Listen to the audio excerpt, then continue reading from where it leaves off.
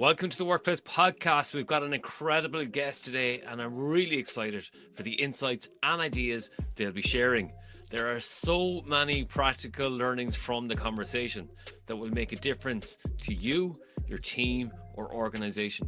If your organization is interested in a workshop on this topic of the podcast, feel free to get in touch via our website, yellowwood.ie. If you want to support our podcast, and you'll find a link to our Patreon in the podcast description. Thanks in advance for listening and your support. Now, let's take a different path to success. Thanks so much for listening to the Workplace Podcast. I really appreciate you being part of the conversation. If you found value in today's episode and want to support what we're building here, you'll find a link to our Patreon in the description. As a workplace expert, I'm here to help you resolve your workplace dilemmas. If your organization could benefit from my expertise, feel free to get in touch via our website, yellowwood.ie. Yellowwood, your external learning and development partner. Take a different path to success in your career, leadership, team, and organization. Until next time, take care, and we'll see you soon. Welcome to the Workplace Podcast. Joining me today to discuss his book, The Power of Employee Wellbeing, is Mark C. Crowley, a pioneer in workplace leadership, a speaker and best-selling author of Lead from the Heart. He's also the host of the acclaimed podcast Lead from the Heart. His new book, which we're discussing today, The Power of Employee Wellbeing, Move Beyond Engagement to Build Flourishing Teams. Mark, welcome to the Workplace Podcast. William, thank you. It's so great to meet even though I'd never been to Ireland, but I am of Irish descent, so I feel like we're brothers already. Well, Fáilte Arash, that's Irish to welcome back. Okay, so thank you. So I'm going to start with this. And the book, as you can see here, I have lots of sticky notes in it. I was delighted to read the praise for this book from previous podcast guests like Sally Helgeson and Alison Taylor, along with Hermione Ibarra, who I met recently at Thinkers 50. And they had huge praise for this book. And another person who I met at Thinkers 50, and he's also written the foreword for this, is the coaching legend Marshall Goldsmith. Okay, and he said in the foreword, traditional employment engagement surveys just don't cut it anymore, and it's outdated. And that I want to build on what Marshall has said, because I really like this book. It's full of ideas that are really actionable, and what I like about this also is that it's concise, it's straight to the point. It's loaded with insights and research and quotes and practical nuggets and reflection prompts. And also, you have a couple of podcast guests like Naomi Shragai featured on it. So I really like this book for many reasons. And if I'm honest, Mark, it's a very easy read. So if you're overwhelmed as a leader, I can really see why you might have written this for a particular audience, because it gets beyond the I suppose that feeling that we're not in control of employee well-being, that, it's this mammoth thing. But what you've done here is make it accessible for people to go, listen, I can take care of my team here. Is that why you've written it, or your approach? Yes. So it's very astute. And by the way, I'm really impressed by all the post-it notes that you have in the book. There's no greater honor, when you're struggling in writing and you're like, oh man, I want this to read well and clear. And so when I see that, I'm thinking, okay, this is a great sign. So Yeah. my compliments to you. The other thing is that my book came out right when Thinkers 50 meeting was being held. And I get go, and I've seen everybody's praise for it and all the people that were there. And I would love to have met all these people that I've had on my podcast. And so I'm jealous of you, as I'm saying here. But, so it's interesting because my habit, and I've told my audience this, is that I don't have time during the week to read. I do read, but I don't read my podcast guest book until Sunday after breakfast. And I get on my bed and I lay there and I read cover to cover my guest book. And a lot of times, and this is not a criticism, it's just the fact that I find that people could make the point a lot earlier and a lot quicker, and be done with it kind of a thing. It's like, you get the point, you made it, this is great, you're right, and now I can move on. But I had that inspiration. I wrote about this in the book actually. Spencer Johnson, who wrote the 1 Minute Manager with Ken Blanchard. But it was nobody knows this. Ken Blanchard gets all the credit for this book, but Spencer was the one who said it's going to be 100 pages or less, and it's going to be a parable, something that people can read quickly and get through, but leave with something meaningful.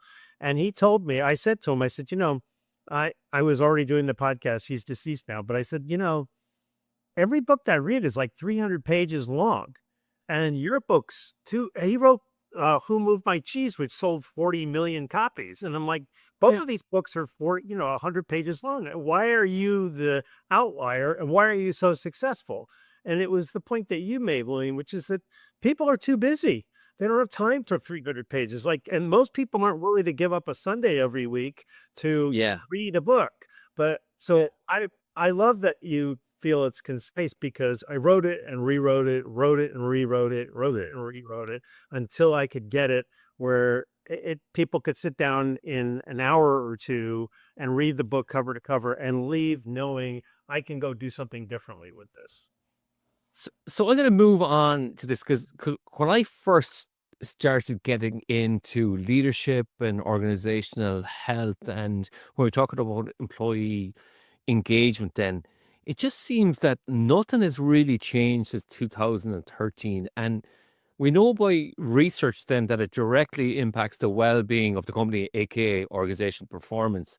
And I love what you put down here is that chronic burnout is happening, and 1 in 5 people, have that leaving tendency of their job, and that obviously affects organization performance for its productivity. You've mentioned some statistics. If there's a higher employee well-being, then there's 27% higher productivity.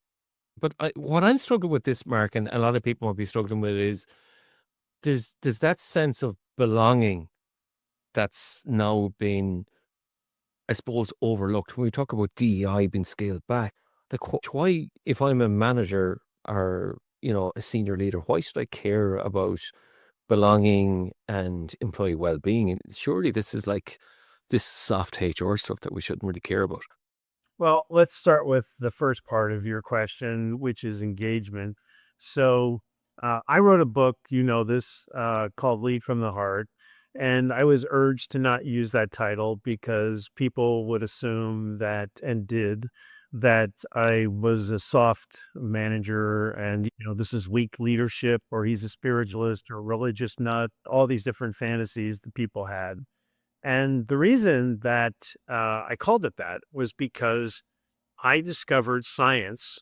I didn't discover the science. I found science that corroborated what I believed to be true of my life experience as a leader, which was that by caring deeply about people, that I was affecting them so profoundly in their heart. And so what I found was that there's science to confirm that our heart is not just a blood pump. So I used that title, and there were a lot of people that just assumed that I didn't know what I was talking about, didn't get the essence. And so I started writing articles for Fast Company magazine, and I reached out to Gallup, and I ended up meeting with the head of research, the person who literally created their employee engagement study about 30 years ago, Jim Harder. And in our conversation, I said, look, I'm just looking for corroboration that people aren't happy at work. And do you have any new research? And he said, so that, by the way, this is 2013, what I'm about to tell you. He goes, well, we're about to publish the American Workplace Study, and we're going to announce that only 30% of Americans are engaged at work, and like 18% are so unhappy that they're basically saboteurs, and the rest of people are punching a clock. And I go, well, that's horrible. I was emotionally reacting to this like everybody else. And he said, you have my permission to put this information in your article. So 12 years ago, I wrote an article and announced I was the first person in the world to say, Gallup has found this. Well, I get Gallup updates and I don't really pay attention. I know it hasn't gotten much better, but I'm thinking it's sort of going up a little bit, Like I get this email from Gallup about a year ago And I'm looking at the numbers and I'm like, wait a minute. They're the same as they are today as they were when I wrote the article. We've done nothing with it. All we've done is talk about it. And it was just Yeah. this instant reaction like, this is a joke. Like Yeah. we have to stop talking about this. And it never held anyone accountable. Companies never took it sincerely. So I'm saying move it aside, right? So what ended up happening was that I, at the same time, found research not that far from you, the gentleman in Oxford, who is demonstrating that there's a direct correlation to employee well-being and performance. But the Yeah. piece of that that I loved was that rather than do 12 questions once a year, 12 or Yeah. twice a year, and then do nothing with it, that you can just ask people on a regular basis one or two questions. Just do a pulse survey and say, Mm. William, on a scale of 1 to 5, how supportive do you feel your boss is for your Mm. career goals, your growth, and your development? Yeah. Or, William, how happy are you with the support that you get from your manager in terms of caring about you personally, knowing your life story, and making accommodations to support your well being? You get that data and you can instantly do something with it. And the technology allows that. So managers get the feedback. They say, okay, people aren't really happy about this. What can we do? And if you can't do anything, you tell people we can't fix this, but we might be able to fix this. And now everybody's feeling a sense of connection. They're feeling a sense of belonging. And Yeah. interestingly, you're making improvements to your leadership because you're Yeah. responding in real time, which we've never done with engagement.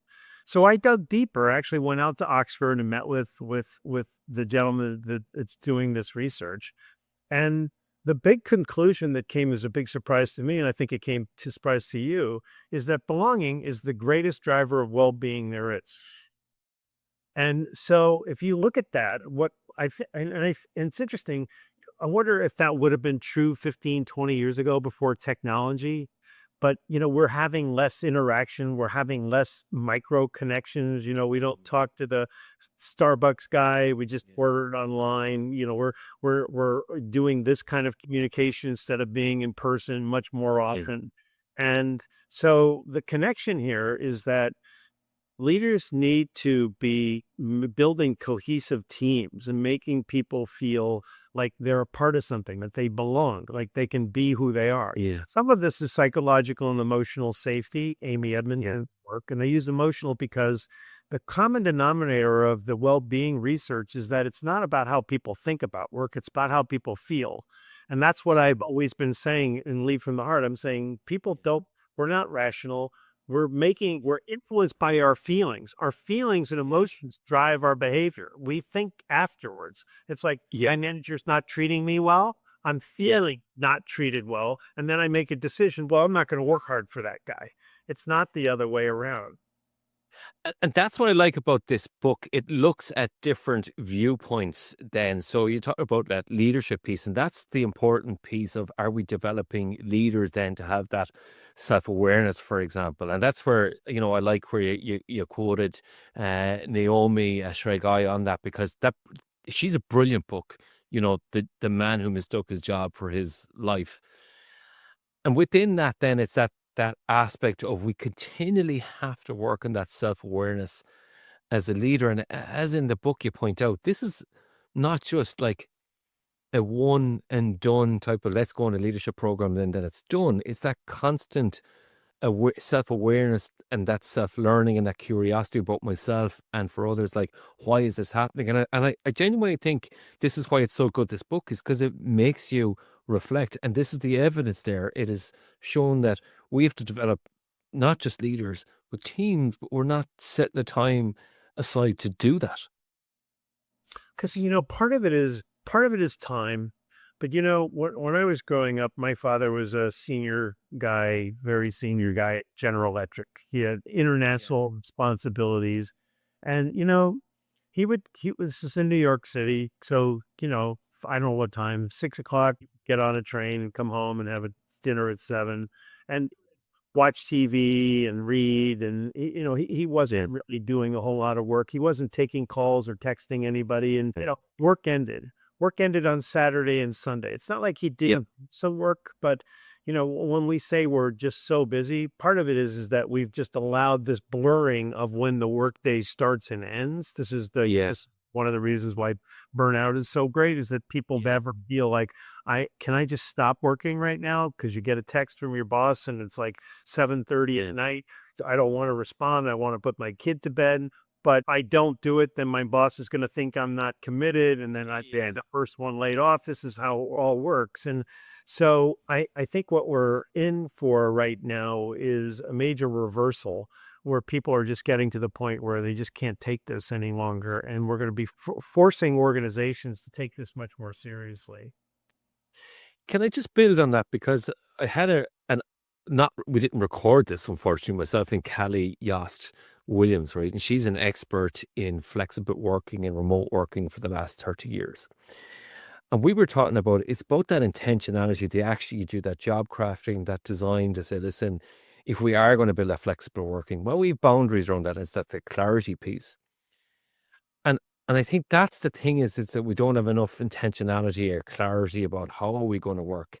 And then it's also from a leadership point of view. And this is where you talk about being clear on your values. And this is from Tim Cook, then the Apple CEO is whatever you do, lead with your values. By leading with your values, what I mean is that you should make decisions, big and small, each and every day based on that deep understanding of who you are and what you believe.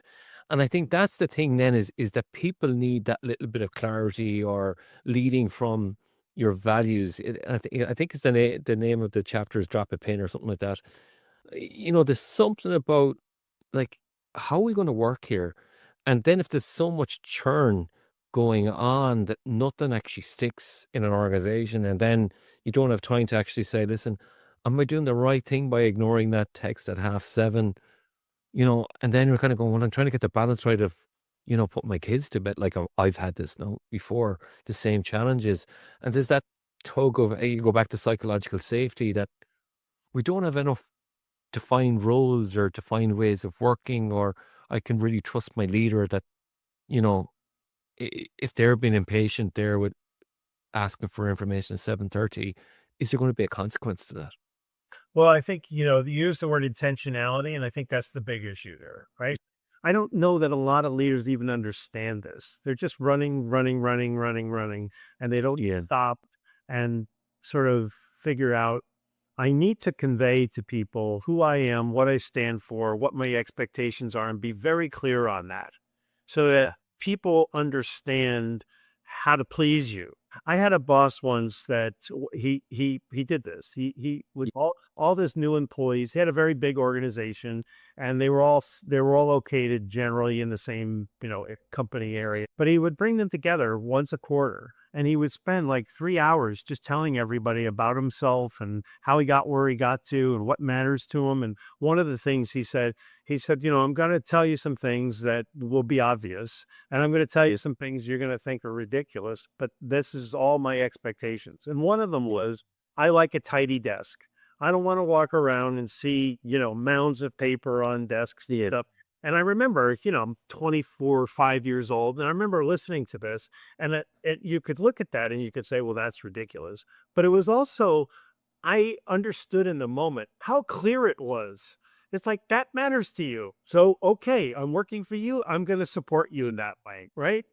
And as opposed to, we go out, I'm working for you, you're that boss, and my desk is messy all the time. And you walk by and you're like, geez, what's he doing? Like, look at his office. It's just a mess. Y- But you've never told me that that mattered to you. So I'm totally fine with my desk the way it is. So this intentionality is really important. And I'm going to tell you where it really plays important, which is, I shouldn't have to speculate at 7:30 at night if I'm going to be in trouble if I don't respond. So I'm afraid that if I don't do it, that you're in my scenario here, you're my boss, that you're going to be upset with me, or Yeah. you're gonna go, this guy isn't carrying his weight, and now all of a sudden I'm on the low end of the totem pole, and all because you texted me at 7:30 at night and weren't respectful enough that I need a break and want to be with my family.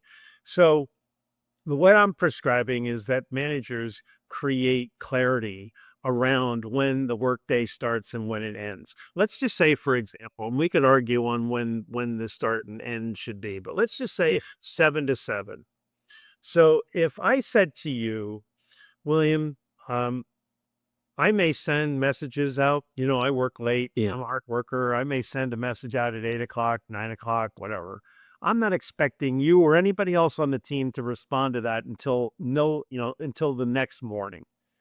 So what I'm saying to you is that you have permission to be offline from 7 a.m. to 7 p.m. every day, and weekends, of course, as well. Now, why don't companies do this?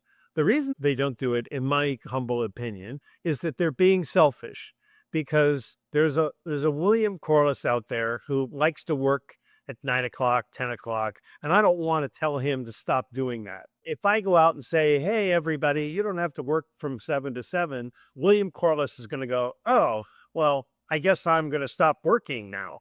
You won't, Yeah. because it's your initiative. But it's a much more powerful position to be in for you to say, I know I'm not expected to work after 7, Yeah. but I'm willing to, because I like this. I want to do this. Yeah. I'm committed to doing my job. So you can do that, but it's a much better feeling inside of you to say, I'm choosing to work 8 o'clock, 9 o'clock to get Yeah. caught up and do some emails and so forth, than for you to feel obligated and in fear of a consequence if you don't respond after 7.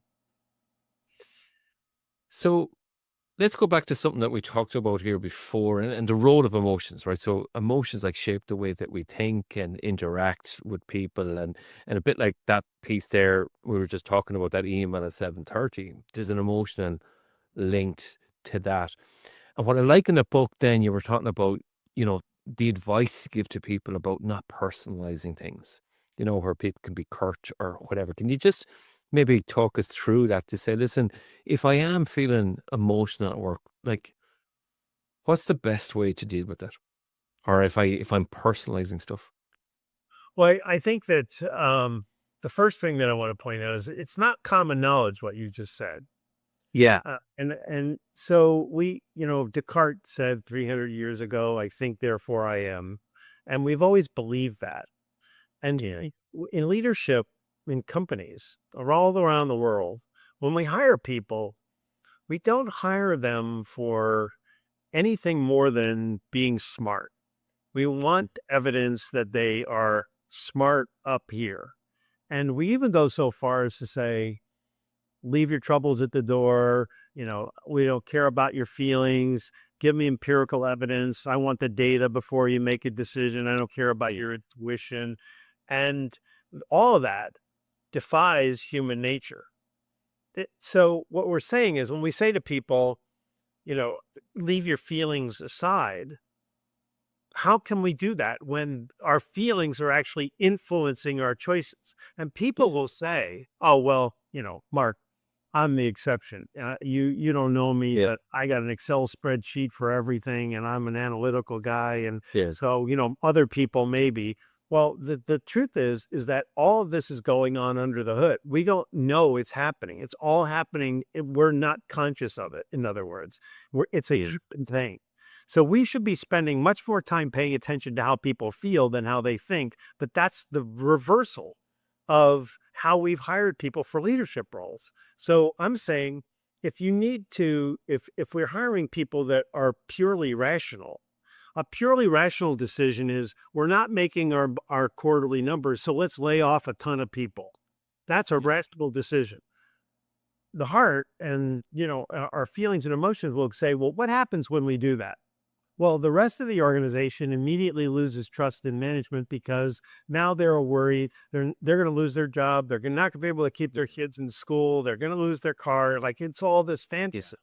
And so if you just have rational thinking, and you don't have the offset, which is the heart and the emotional tapping into feelings and how people are going to respond, you're going to make these hard decisions without concern for how people are going to respond to it. And we're seeing this all day long right now. AT&T in America just laid off 15,000. Amazon just laid off 14,000 last year, or earlier in the year. Google 17,000. Once you're just like, But let's let all these 10,000 people go. It's crazy, right? But it's all being driven by rational thinking, and it's being driven by a lack of concern for how people are going to respond to it. So the reverse of this is that if you were to go back, and there are companies that have done this, if you say, hey, we're having a hard time hitting our quarterly number, we don't want to lay anybody off. Is there anybody that wants to take a break? Is there anybody that wants to go on? Right. So you take those people off the payroll for 3 months and you're not paying them, but you don't lose them as an employee. And then they come back. You do job freezes. You do all, Yeah. there's all kinds of things that companies are doing, but nobody's doing it because all we're doing is operating out of this. And this is why burnout is so high. This is why mental health is so high. We're basically misaligning our leadership practices to how people are actually operating. So so let me stop there because I'm answering half of your question.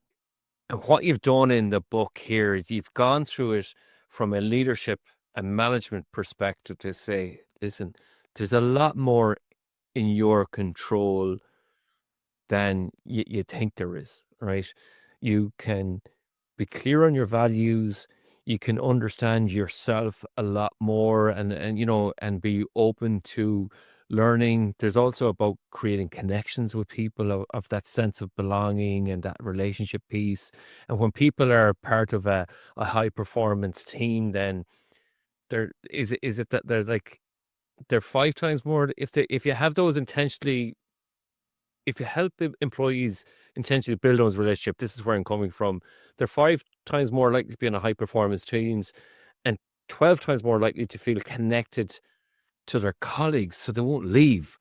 And this is, I was just talking to someone before us in the coaching conversation that there's a company there and they're trying to stop the um, turnover of 15% or more that's having huge consequences on the business, and it's reducing profits, it's adding costs, and there's a continual churn there, and that's creating bottlenecks and pressure on the existing staff that's there. And like the way you're doing it is there's small, simple things that we can do. What are all the other things that we can do to, I suppose, focus on that employee engagement piece? What are the drivers, we'll say, of well-being? We'll put it that way. Well, so there's a lot here. So let me start off by saying that turnover hasn't always been a horrible problem for companies, right? So it should be this canary in the coal mine indicating that something's wrong if we keep losing, 10, 15, 25% of our people every year, right? Yeah. Well, the rational thinking in business was, hey, we're losing, we'll use, your number, 15%. So what they do?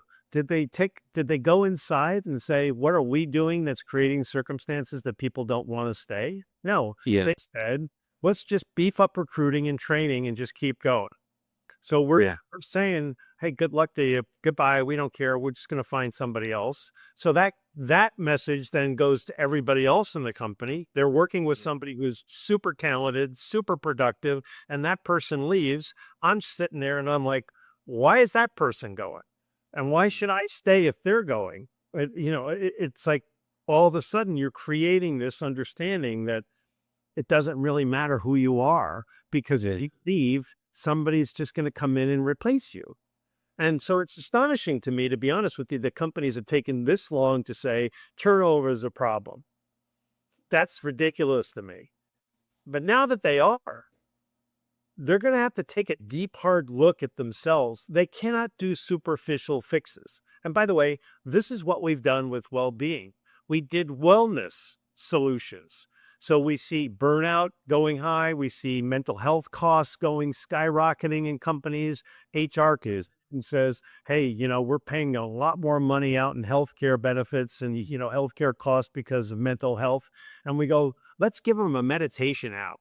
So we give them a meditation app and let's give them a yoga class, and not willing to look at the root problem, which is that everything I just said is that the way we're managing people isn't aligned to how people are in 2025.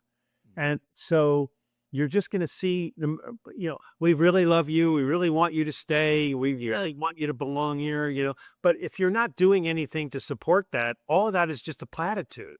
So Yeah. my primary belief is that we have to train leaders, individual Mm. managers, how to create the circumstances that allow people to flourish, because you've been quoting these statistics. We know that when people are thriving personally, when they feel they're thriving personally, they perform optimally. Yeah. But if we're not teaching managers how to actually support it, it's going to be Yeah. playing Marco Polo, if you know what that game is in Ireland. You're blindfolded and you're trying to find the answer. It doesn't help you. So the book is an argument that we need to move away from engagement, but as you've read, it's really teaching managers, if you do these practices and they're all adoptable. It's not like Yep. I'm asking people to learn Greek or calculus. I'm saying Yep. this, there are behavioral differences than what you're doing, but if you make these behavioral changes, you're going to see people stay because their needs are being met. They're feeling fulfilled. They feel like they have a connection to the company and the job. They're happy going home every day. They're happy coming in every day. Isn't that what we've always wanted? It's just the solution doesn't sound aligned to what people think, because we've never really cared about people's well-being. Let's let 15,000 people go. That's not supportive of well-being. That just pollutes the water for everybody, not just the people that leave. I love reading books where I'm continually learning something new, and I'm reading a lot of books, Mark, as are you. I love where you've quoted a guy called Jeffrey Cohn, and the word belong literally means to go with. And also in that you talk about a French sociologist called Emile Durkheim. Social electricity is generated. Can you tell me what is social electricity? I love introducing our listeners to these terms. Well, Jeffrey Cohen is a professor at Stanford University and wrote a Yeah. book. So he was the very first person to talk about the importance of belonging. Emil Durkheim goes back to the 19th century. But it's interesting because I love it when there is ancient wisdom that is validating current, my philosophy, for example, right? So, what he's saying is that, I don't know. When it was interesting in the very first job that I had else after college, I worked in a bank, and the bank, all the operations were in two buildings side by side. Yeah. And I began as a management trainee, and then I went into marketing, and I had a lot of different responsibilities. But basically, I was working with the same people, and we were all similar ages and getting our careers going, but we all had big responsibilities and doing some pretty amazing things. And I'm friends with those people now, today. Like we were close then. We love being with each other. That's the electricity. And so when you go into a meeting and you like everybody and they like Yeah. you, there's something really, it's profound. Because we all, I mean, to not to beat this, to Yeah. use the same word, we all want to belong. We all want to feel that we are admired for who we are and for what we bring to the table. And, if you think about all the different podcast guests that you've had on, they're all bringing a different perspective to the world, right? Not everybody's talking about what we're talking about here. In fact, most people aren't, but they're bringing a dimension of an understanding that relates to how to lead people, manage teams, that Yeah. informs you. So if you have a team of people who say, Mark can belong, William can belong, Mary can belong, Susan. It's not like, well, we can only include a certain number of people. Everybody wants to feel that. So that means we have to have a greater tolerance for their peccadillos, if you will, right? Yeah. I was with a relative this past weekend over Thanksgiving, and he was whistling all the time, and it was annoying. But I love the guy. Yeah. And so you just sort of have to say, okay, you know, he's a whistler, but I love him. And Yeah. that's the difference, as opposed to focusing on the limitations of people and saying, oh, the whistler's Yeah. here, and ignoring what the whistler brings to the team. And that's a slight little nuance that makes a very big difference, is saying that, hey, we're all human. We all have our unusual little traits, qualities that can annoy people at times. But we brought that person onto the team because of the talents they have.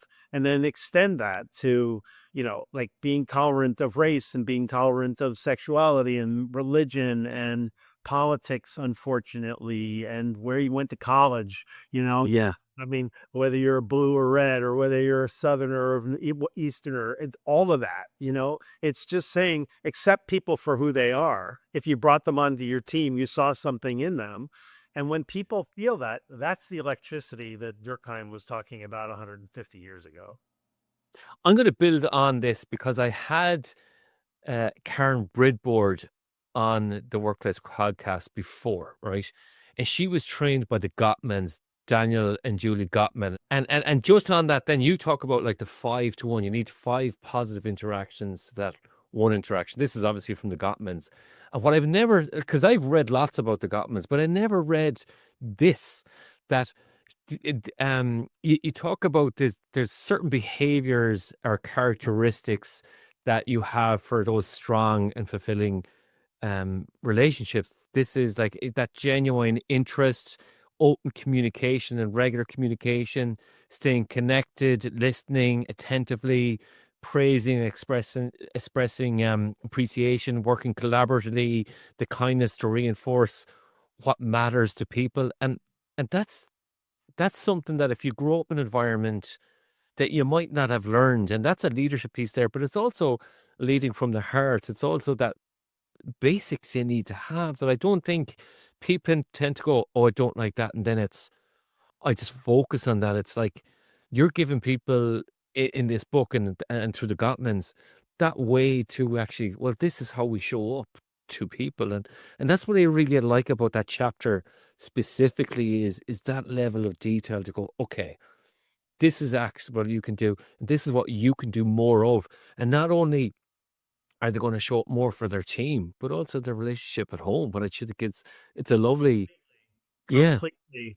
So for your audience, John Gottman is an emeritus professor at the University of Washington, and he is perhaps the world's expert on what makes a successful marriage or partnership, right? yeah, Relationship. And what I love about him, and he's not the only one who's made this point, but he's the only one who's made it specifically about marriages, which is that, you can get into an argument with your spouse, and, if you're Greek, you take all the plates and you throw them at each other, and, and now you have no more plates, they're everything, that kind of a fight. And yet the next morning you can be, back to being friends and being married, and, and the relationship is sustained.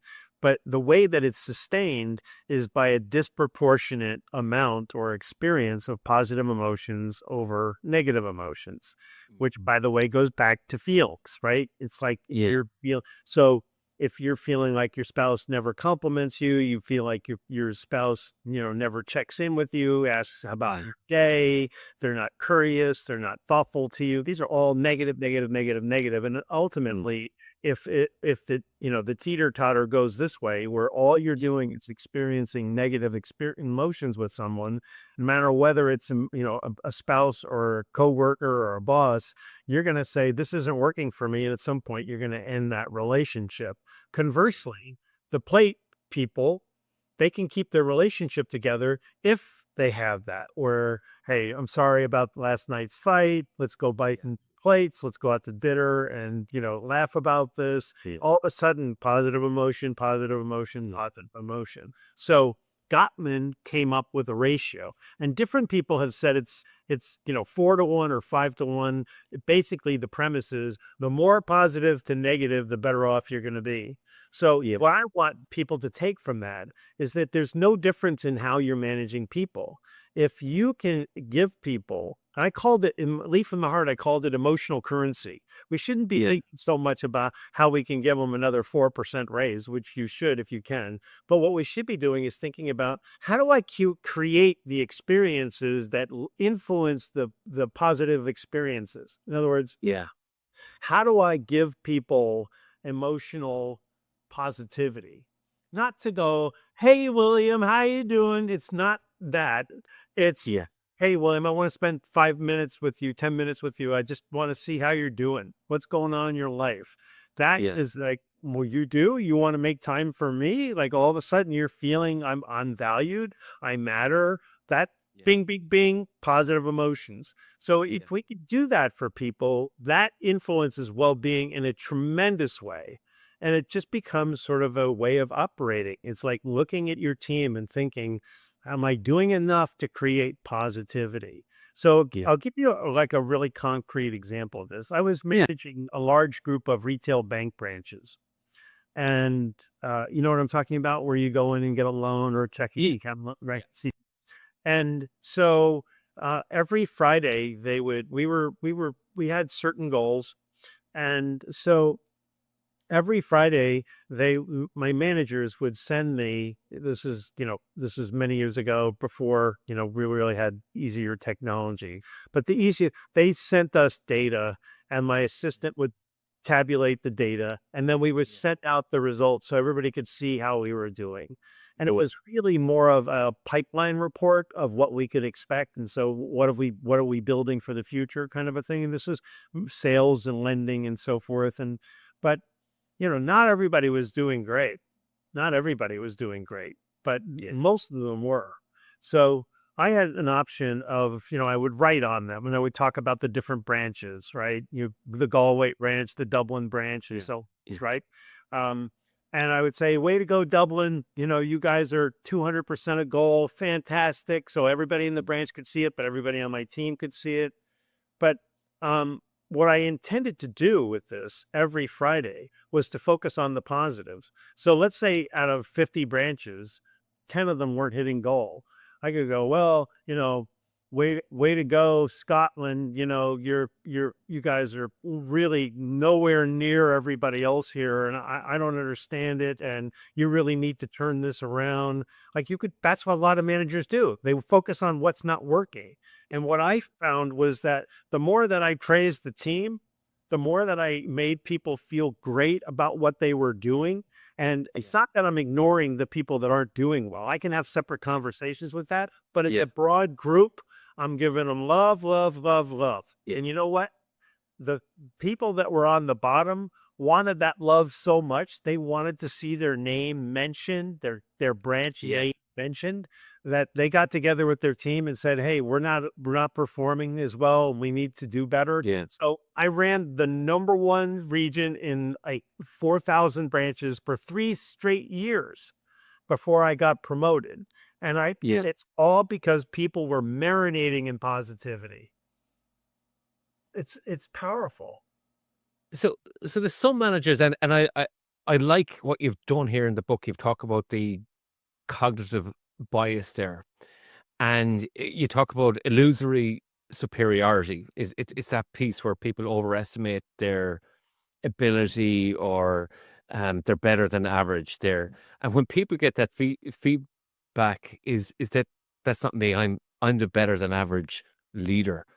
Uh, like, what is it? What advice would you give to people to avoid this then? Because it's bit of like, because that could that could be a blocker for you to do that praise, or to be cynical of people, couldn't it? Well, I mean,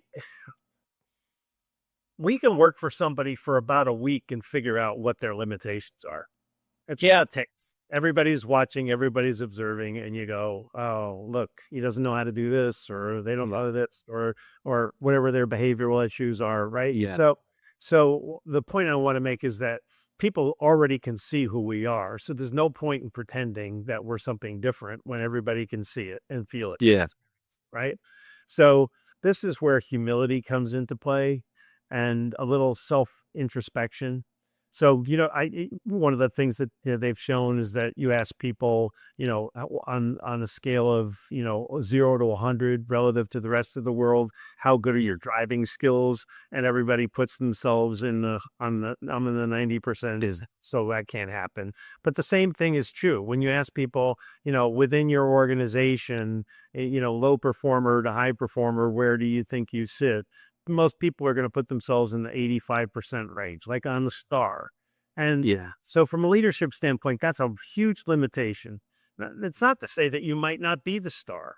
However, if you start off with, I'm doing great, it sort of kills your motivation to read a book or take a class or ask somebody for feedback about your performance, or or acknowledge weaknesses when you have them, right? I've managed businesses my whole career that I had no expertise in.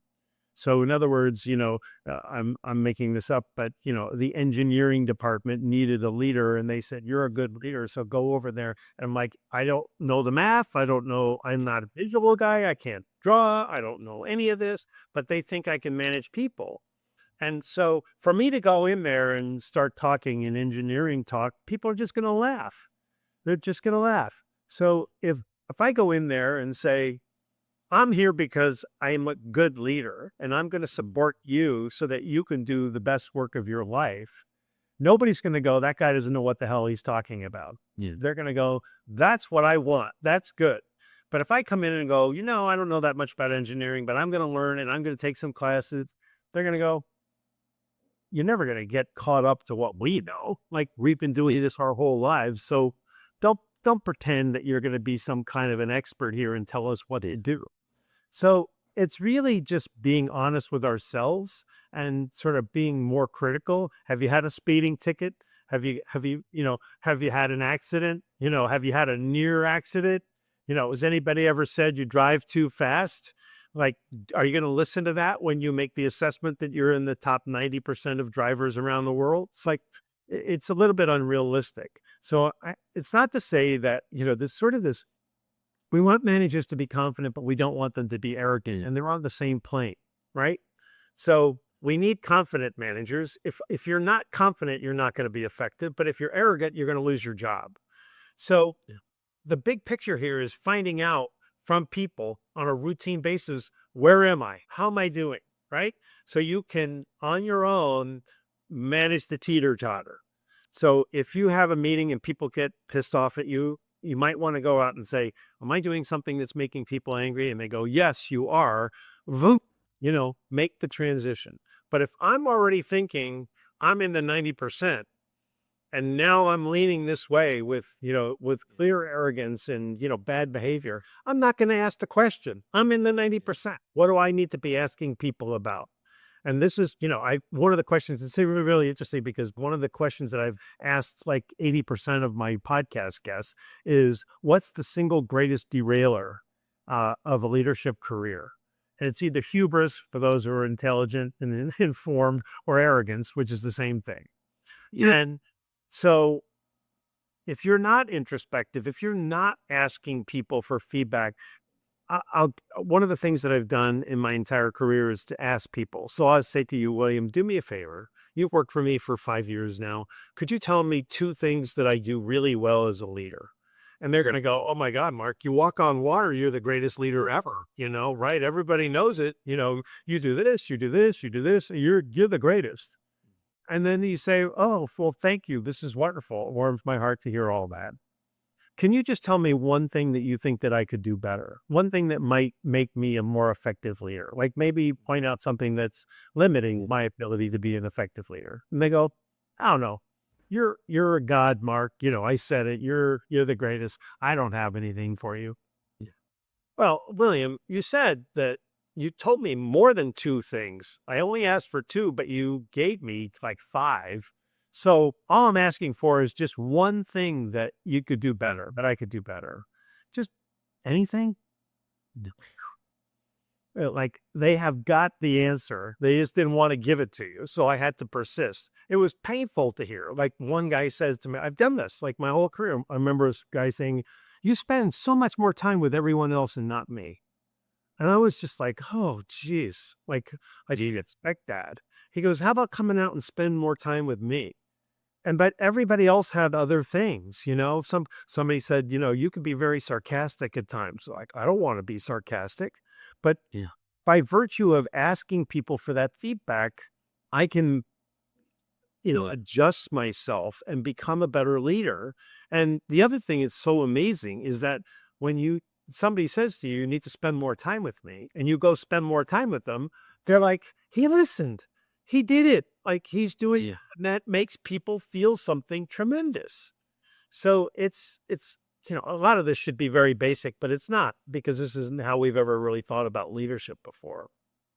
Speaking of leadership and better leadership, and this is why I liked about this book, because you've quoted like different books that you've read or different podcast guests, and you talk about this book, The Curious Mind, The Secret to a Bigger Life. Talks about this is that a guy called Charles Fishman and Brian Grazer talk about the people who ask the most questions to workplace meetings typically come across as the smartest people in the room. And then underneath that, there's a quote from Tim Cook again. And by the way, you mentioned Microsoft and loads of different companies as well.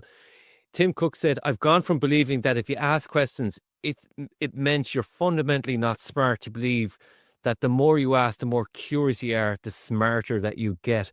So it is all about asking the right questions at the right time and showing that curiosity about others. And also it's about yourself then, isn't it? Ultimately. Well, I mean, Brian Grazer is one of the great movie producers in America. And, so you take him very seriously when you see, and he's actually spent his whole life. This is somebody who worked with Ron Howard, if you're familiar with Ron Howard. So this is somebody who, doesn't have to do what he does, but what he does is he just says, hey, William, I don't know you. Could we go out for coffee? I just want to get to know you. And they go out and he like literally just asks them, tell me how you got here. What's your life story? And it informs him. And he's learning not just about the person, but about how people live, about how people think, how they navigate the world. It informs them in a way that if I never had the coffee with you, I would never know. So my loss about not knowing William, but it's also my loss about not understanding human nature.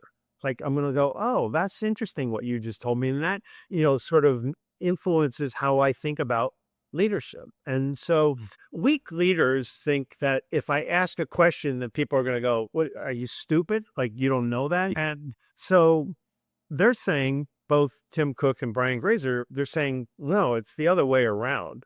Like, if you're willing to say, I want to make sure I understand this, I want to make sure I understand you. So I'm familiar generally with what you're talking about. So I want to establish that. But can you tell me a little bit more about how this was accomplished, or how you came to this conclusion, or what the research looked like, or who did it, or, what are you going to do with this information? Like asking those questions, it's, first of all, if you're asking it, if I'm asking you, hey, William, like, I don't really know your story. Like, how did you get to be, having your own podcast and going to Thinkers 50? I'd really like to know. And I'd like to know what your motivations are. You're not going, well, that's intrusive, right? You're like, hey, he's interested in me. Who doesn't want that? Dale Carnegie 101, right? So, but it's the curiosity, the other dimension of this that's so important, is that what you learn from it is, you're being shaped by knowledge because you're asking questions that you're not afraid to ask. You're not afraid to look stupid. And it's really, most people don't really think you're stupid if you build a reputation of asking a lot of questions, right? Coupled with asking questions, curiosity, learning, you need to have listening. Is there any advice you could give to people on that? Like, what are the pitfalls? What are the things that gets in the way, like, of that noise that might prevent us from listening? Slow down is one. Not you don't have to. We've somehow gotten a sense of joy out of, I'm so busy. I'm just so busy, busy, busy, and like that's an emblem on your jacket, like a stripe. And so it's just slowing down and realizing you're dealing with people. If you're just parking orders, you're not having an impact. But the other is that listening, when I can tell when someone is listening to me, and I can tell when someone is looking at their watch or eyeballing their phone, or they're like, got their head aside. And I'm like, why am I bothering? I just had this experience the other day with somebody. I asked her, how was your Thanksgiving? It was fine. And somebody that I see almost every day at my gym. And I said, what'd you do? Oh, nothing. And I was like, okay, conversation is over for me. Like, whatever's going on with you right now, and I'm not criticizing it. I'm just realizing she's not listening. She's not participating in this. So, but we do this all day long. When we're having a conversation with somebody and we can tell when they're not engaged and not really wanting to listen, that they've got other things on their mind. And so slowing down is just to say, if I'm going to be with somebody, I'm going to be present with them. Put the phone away. I'm a big believer in no phones in meetings ever. I just think it's this, it's just too seductive to have it there. Yeah. There's just a million things. Oh, I wonder how my sports team did. I wonder what the stock market's doing. I wonder if I've got any emails or texts or, messages from my wife. And I'm like, so William, what were you saying? I'm sorry, go on, and all of a sudden it's just, we've lost trust in that. So this is a big one because people want to be heard. So you can schedule your times and you can say, if you run into someone in the hall and they go, hey, William, what are you doing on your weekend? And how'd your football team do? And hey, I'm so sorry, Mark. I have to get to a project, but I promise next time we chat, I'll have a little bit more time to give to this. So I understand that. I understand people are busy. That person that I was talking about at my gym, she was working on something and she was focused and distracted. Yeah. It wasn't about me. Going back to something you were talking about earlier, it's not about me. I'm not taking that personally. I'm just realizing that she's not willing to listen. Now, if she wasn't willing to listen ever, I will just stop having conversations with her, right? The next time I see her, I'm not going to go, oh, she treated me badly because she didn't listen. But at some point that catches up with you. I don't suspect that that's what's going to happen. Mark, you have been so generous with your time and all the insights there. And this book, The Power of Employee Wellbeing, Move Beyond Engagement to Build Flourishing Teams.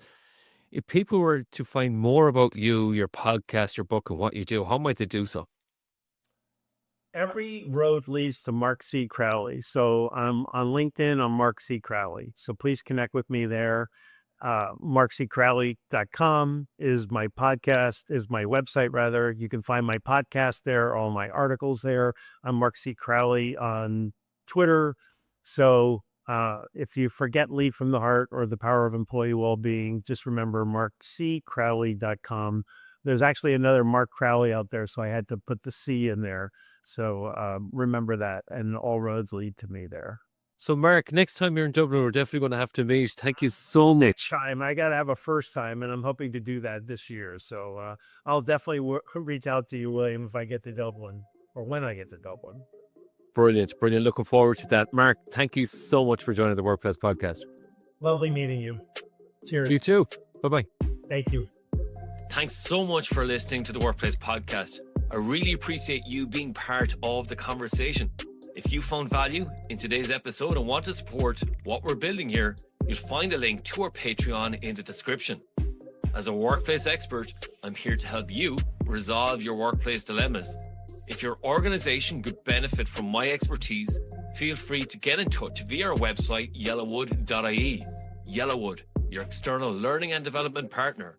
Take a different path to success in your career, leadership, team, and organization. Until next time, take care, and we'll see you soon.